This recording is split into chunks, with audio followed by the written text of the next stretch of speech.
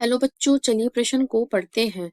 प्रश्न में है लेंटिक्युलर वाष्पोत्सर्जन होता है। तो इस प्रश्न की मुख्य अवधारणा है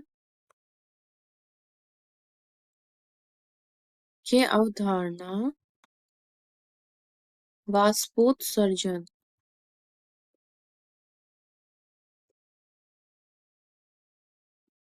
उत्सर्जन तो वाष्पोत्सर्जन में क्या होते हैं? पादप प्रकाश की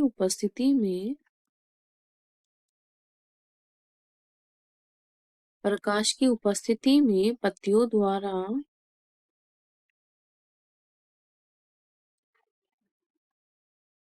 द्वारा जल वाष्प के रूप में उड़ जाता है।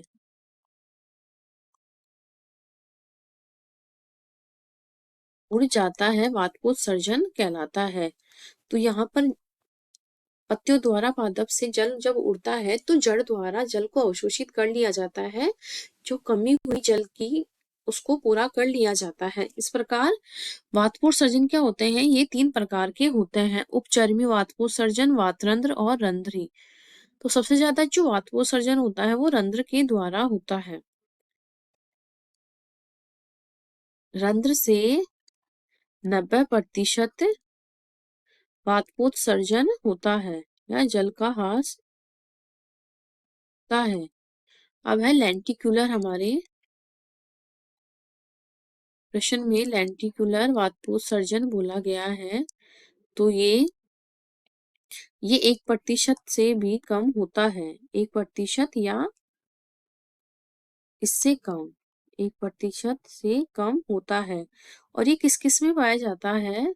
ये पाया जाता है फलों में तथा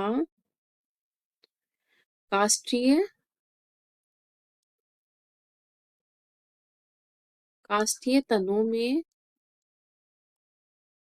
व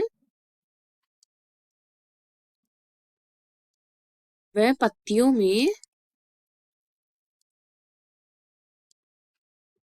उपस्थित होता है।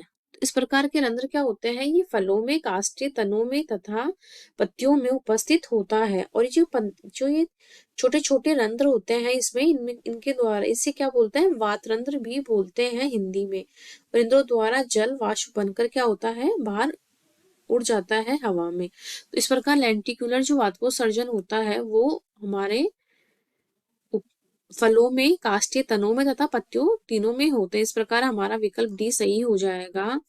उपरोक्त सभी और बाकी के विकल्प हमारे कट जाएंगे। आशा करती हूँ आपको इस प्रश्न का हल समझ में आया होगा। धन्यवाद।